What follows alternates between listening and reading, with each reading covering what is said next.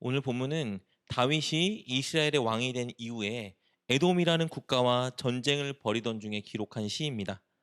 이 전쟁에서 이스라엘이 에돔에게 패하고 있다가 결국 극적으로 대승을 거두는데요. 오늘 본문 시편 60편은 에돔과의 전쟁에서 이스라엘이 패하고 있던 그 중간 지점에 기록한 것입니다. 먼저 다윗은 지금 이스라엘이 전쟁에서 밀리고 있는 이유를 놀랍게도 하나님 때문이라고 분석했습니다. 하나님이 이스라엘을 돕지 않으셨고 오히려 이스라엘의 반대편에 서 계셨기 때문입니다. 1절 말씀입니다. 하나님이여 주께서 우리를 버려 흩으셨고 분노하셨사오나 지금은 우리를 회복시키소서. 1절에서 다윗은 하나님께서 이스라엘을 버리셨고 하나님께서 이스라엘을 흩으셨고 하나님께서 이스라엘에게 분노하셨다라고 말하고 있습니다. 그래서 전쟁에서 자신들이 지고 있다고 고백하고 있는 거예요. 더 구체적으로 하나님께서 이스라엘을 대적하신 일은요. 2절과 3절에 기록되어 있습니다. 2절 3절입니다. 주께서 땅을 진동시키사 갈라지게 하셨사오니 그 틈을 기우소서. 땅이 흔들림이니이다. 주께서 주의 백성에게 어려움을 보이시고 비틀거리게 하는 포도주를 우리에게 마시게 하셨나이다. 첫째, 하나님은 땅을 진동시키시고 갈라지게 하셔서 이스라엘이 패하게 하셨습니다. 초자연적인 역사를 통해서 이스라엘의 원수 에돔을 공격하신 것이 아니라 이스라엘을 공격하신 겁니다. 둘째, 하나님은 이스라엘이 마치 포도주를 마시고 비틀거리는 것처럼 이스라엘의 분별력을 상실하게 만드셨습니다. 놀라운 일이죠. 하나님은 당신의 백성 이스라엘을 도우시기는커녕 그들에게 어려움을 주시고 전쟁에 패하게 하셨습니다. 왜 이러신 걸까요? 그 이유가 오늘 본문에 정확히 나와 있지는 않지만 많은 학자들은 이스라엘의 죄 때문이라고 추측합니다. 이스라엘은 하나님의 백성이지만 하나님의 뜻대로 순종하지 않고 죄를 짓자 하나님께서 그들을 향해 징계의 회초리를 드시고 그들을 환난 속에 내버려 두고 계신 겁니다. 왜냐하면 그래야 이스라엘이 뉘우치고 회개할 수 있기 때문입니다. 다행인 점은 다윗이 전쟁의 패배의 원인을 제대로 분석했다는 것에 있습니다. 그는 전쟁의 성패가 하나님께 달린 것을 늘 인식했기 때문에 지금 그들이 패배한 것에는 분명 하나님의 숨겨진 뜻이 있다고 인식했습니다. 그리고 그가 발견해냈죠. 숨겨진 하나님의 뜻은 이스라엘의 회개와 순종이었습니다. 그리고 이스라엘을 패배시키셨지만 하나님의 본심은 이스라엘을 향한 사랑입니다. 그들을 사랑하시기에 그들이 돌이키게 하기 위해서 그들에게 패배를 주고 계셨습니다. 다윗은 하나님의 이 뜻을 깨닫고 하나님께 회개하고 다시 하나님의 도움을 간구했습니다. 다윗이 회개하고 난 후에 한 일은 하나님의 약속의 말씀을 붙들고 기도하는 것입니다. 6절부터 8절의 말씀은 하나님께서 과거에 이스라엘에게 땅을 주실 때 하셨던 말씀이었습니다. 하나님이 그의 거룩하심으로 말씀하시되 내가 띠놀리라. 내가 세겜을 나누며 숫꽃 골짜기를 측량하리라. 길르앗이 내 것이요 므낫세도 내 것이며 에브라임은 내 머리의 투고요 유다는 나의 귀이며 모압은 나의 목욕탕이라. 에돔에는 나의 신발을 던지리라. 블레셋아 나로 말미암아 외치리라 하셨도다. 하나님은 이전에 6절에 기록된 세겜과 숫꽃을 이스라엘에게 주겠다 약속하셨습니다.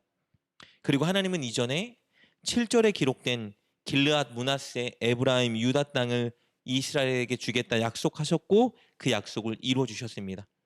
그리고 하나님은 이전에 8절에 기록된 모압, 에돔, 블레셋을 굴복시키고 당신의 소유로 만들겠다 약속하셨습니다. 8절을 보면요. 모압을 하나님의 목욕탕이라 하시고 에돔에는 하나님의 신을 던진다 하시며 블레셋으로 하나님으로 말미암아 외치게 한다고 기록되어 있습니다. 이 모든 표현들은요. 다 그들을 패배시키고 하나님의 소유가 되게 만들겠다는 의미의 표현입니다. 다윗은 하나님께서 하셨던 지난날의 약속을 붙들고 기도하고 있는 것입니다.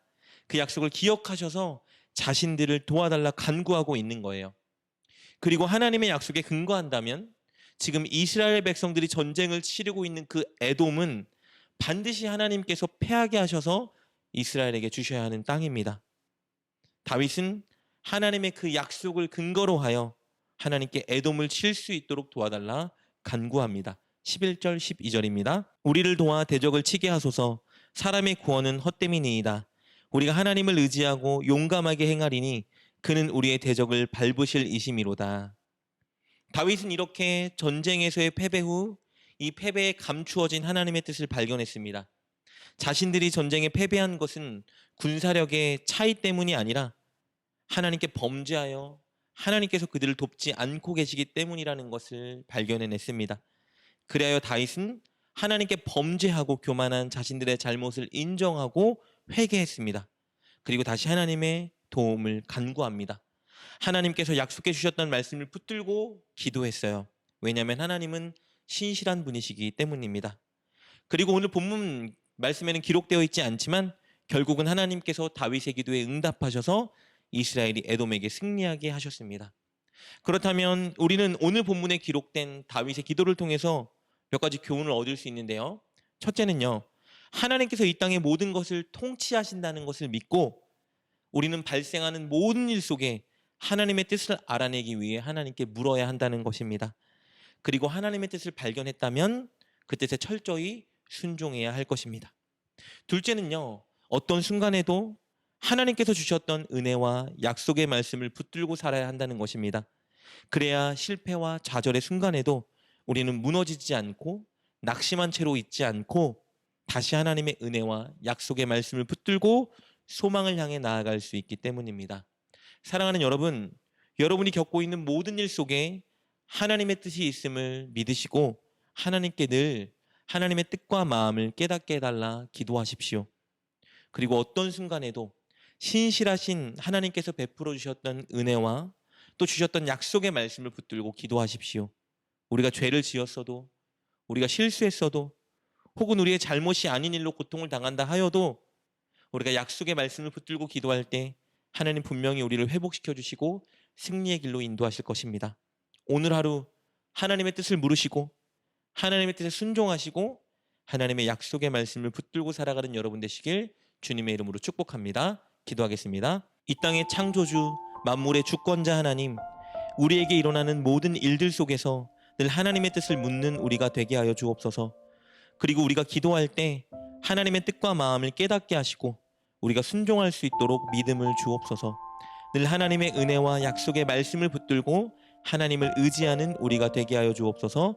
예수님의 이름으로 기도드립니다. 아멘. 오늘 말씀을 통해 깨닫고 결단한 것은 무엇입니까? 그것을 붙들고 하나님께 기도합시다. 그리고 그렇게 실천하며 하루를 살아가는 여러분 되시길 주님의 이름으로 축복합니다.